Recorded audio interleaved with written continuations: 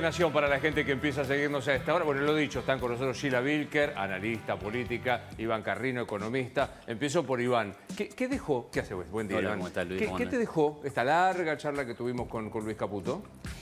Bueno, escuché los últimos, o sea, entré, estaba hablando, así que escuché la última parte, digamos. Escuché la parte de si estamos caros en dólares o no. Y bueno, un poco lo que dice el gobierno de las cosas que han mejorado, ¿no? Digamos, ha bajado la inflación y demás. A ver, creo que son tiempos de balance. Estamos en diciembre, está por cumplir un año de mandato del gobierno y parte de las cosas que dice Caputo son un poco inobjetables, son hechos, digamos. La inflación ha bajado, la brecha cambiaria hoy prácticamente no existe, convergió la brecha un poco por encima, que eso era la verdad que raro de anticipar. En mi caso yo no hubiera dicho que eso iba a ser así, digamos, ¿no? Que el blue se acercara al oficial más que el oficial se acercara al blue. Y eso se consiguió con una política económica creíble. Lo escuché hablar de credibilidad a Caputo y es verdad, creíble en el sentido de vamos a hacer un ajuste ortodoxo, vamos a achicar el déficit fiscal mayormente por el lado del gasto público y eso fue ganando credibilidad en la medida que se hacía, porque si vos vas a junio, el riesgo país pegó un salto, estuvo en 1.500 puntos, después volvió a bajar, ¿no? Entonces, hubo que mostrar resultados, hubo que mostrar, miren que el déficit estamos domándolo, para que finalmente las expectativas terminaran convergiendo. Y hoy tenés el riesgo país en 700 puntos, de vuelta, la brecha hoy es casi cero, hay baja inflación, hay perspectivas, digo, incluso los escenarios pesimistas te dicen que el año que viene vas a tener 38% de inflación o 35%. Hay pocos casos en la historia de una inflación que baje tan fuertemente de un año a otro. Entonces, me parece que en el balance es bastante positivo lo que se ha hecho en la economía en este año, ¿no? Hay algo ahí, Sheila, que me parece, digo, más allá de la discusión cuántos jubilados son pobres o no, que insisto, no, es difícil darla en un móvil, hay que verlo aquí, que él dice, a pesar del ajustazo que estamos haciendo, nos bancan. ¿Se sigue viendo esto políticamente? ¿Cómo andás, Luis? Primero déjame felicitarte porque yo sí la vi completa, que estaba de antes. Notón total. Así que felicitaciones. Sí. Sigue bancando. Sigue habiendo acompañamiento, un acompañamiento importante del gobierno, más de 50 puntos, 50, 51 según las mediciones, 52. Digo, después de ese pequeño traspié que tuvo, el gobierno sigue manteniendo. Pero creo que hay algo interesante y es que lo que nosotros vamos viendo es que van cambiando algunas ideas que hay dando vueltas. Y hoy lo que estamos viendo es que tanto las sensibilidades más opositoras como las oficialistas lo que marcan es que efectivamente hay un antes y un después. Yo creo que ese antes y después, ¿no? Hay un antes y después que de alguna manera interpreta cambio. Y es un cambio que te diría que tanto unos como otros, los que acompañan al gobierno como los que lo rechazan, lo que logran reconocer es que el gobierno lo hizo en sus propios términos. Y creo que con esto tiene que ver una de las cosas más, por lo menos desde mi perspectiva, más sociológica y menos economista, que dijo el ministro de Economía, que tiene que ver con la batalla cultural. ¿No? Digamos, o sea... Digo, Es verdad, hizo hincapié especialmente en eso, ¿eh? Por supuesto, porque la economía en general, ¿viste? Está muy instalada la idea de, ¿viste esa frase? ¿Es la economía estúpida? Es la economía, sí, o sea, la economía es muy importante, es central, pero las ideas, digo, sin ideas no hay ni bienestar ni malestar que pueda dimensionarse, entenderse, experimentarse. Digamos, vos pensás que el gobierno, una parte importante del acompañamiento del gobierno tiene que ver con la expectativa, ¿no? Digamos, si bien van mejorando los indicadores de bienestar cotidiano, es mala, la situación del país es mala. Digo, el fuerte anclaje del gobierno tiene que ver con el futuro. Y el futuro, la expectativa, en realidad es una idea. No es algo que tenga un impacto hoy concreto. Por eso tan importante el tema de la batalla cultural y de acompañar una serie de medidas, aunque en la corta traigan malestar, ¿no? Digamos que es un poco parte de la batalla cultural. Claro. ¿Es el gobernar, es explicar, sería lo que estás diciendo? Es como... Yo creo que es más profundo que explicar. No es solo hacer pedagogía. En términos generalistas, un relato. Es traer mirada de mundo. Cómo se ordena lo social. ¿No? Digamos, y yo creo, y lo tenés con muchas cosas, porque hoy la batalla cultural no se da solo respecto de cuál es el rol del Estado en relación con el déficit o digo un Estado más intervencionista o menos intervencionista. Esto es parte de la batalla cultural, cuál debe ser el rol del Estado. Está bien que el Estado se endeude o no se endeude, sino también respecto de temas por ahí más sociales como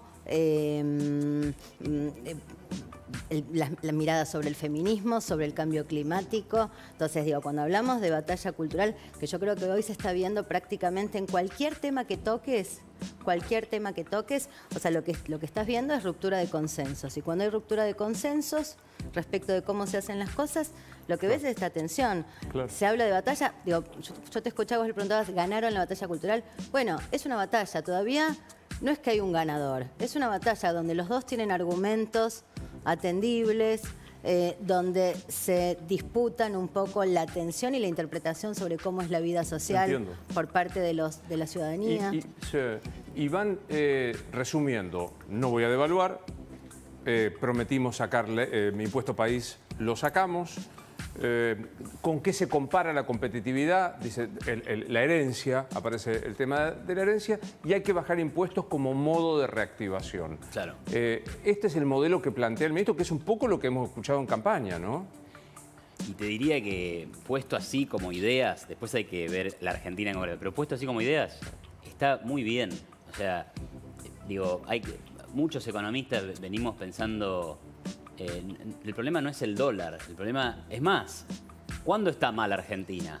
Cuando estamos baratos en dólares. Digo, es correcto lo que decía Caputo, que si vos, obviamente que si te parás a hoy, noviembre de 2024, contra el año pasado, exactamente el año pasado vas a decir, che, estamos re caros en dólares, pero porque estás haciendo la comparación contra un momento en el que estábamos extremadamente baratos. O sea, entre el año diciembre de 2017... los precios en Argentina, yo agarro la canasta de bienes del índice de precio del consumidor. Año 2017, fines de 2017, hasta el 2020, los precios en dólares medidos al tipo de cambio blue cayeron, redondeando, 70%. 70% caen los precios, ¿me entendés? Que digo, no tiene, en un país con semejantes niveles de inflación, los precios en dólares habían caído 70% en Argentina. ¿Estamos caros hoy o estábamos recontra baratos hace algunos años atrás? Y si estábamos recontra baratos, ¿por qué estábamos recontra baratos? ¿Sabes por qué? Porque el riesgo país estaba en su momento 4.000 puntos en el año 2020, después llegó a 2.700 allá por 2023. Y cuando el riesgo país se va al demonio porque tenés una crisis de deuda y demás, obvio, el dólar también vuela y nuestros precios y nuestros salarios se van al tacho. Vino un gobierno que empezó a dar buenas señales, ¿sí? Gracias a un buen relato, a instalar temas y a saber defenderlo con una muy buena comunicación. Creo que ahí comparto todo lo que decía Sheila. Se le permitió hacer este ajuste, empezó a hacer cosas normales, como estabilizar las cuentas públicas, hacer un plan razonable para bajar la inflación. Las cosas empezaron a resultar y entonces baja el riesgo país. Y entonces el dólar, incluso en el mercado paralelo, se va estabilizando. Y bueno, y eso hace que sí, que empiece a subir los precios medidos en dólares. Pero hay que pensar siempre desde dónde venía, ¿no? Sí, Pancho. El cepo no te distorsiona esta idea de, bueno, el mercado está mostrando que la Argentina... Totalmente. Y yo siempre dije, el cepo es como que no tiene es como el patito feo de un plan totalmente ortodoxo, liberal, donde vos le das pie al sector privado, le sacás los controles de precios. El cepo no tiene mucho lugar ahí. Sin embargo, el gobierno dijo, no, lo voy a mantener porque quiero ser muy precavido, etcétera, etcétera. Ahora, la novedad es que hoy prácticamente no hay brecha. ¿El cepo es malo? Bueno, el cepo, una restricción a comprar algo, siempre es un problema y una distorsión. Ahora, si esa restricción implica una brecha de 180% como teníamos el año pasado, o de 50% como teníamos antes de que llegara Macri al gobierno, son brechas muy grandes que implican un fuerte castigo al que exporta y al que invierte desde afuera. Hoy, con una brecha de, ponele 5%, el castigo es mucho menor. Y yo ahora me pregunto, ¿se justifica el cepo? Digo, ya no tiene ningún sentido porque, ponele para mí, me quiero comprar $100.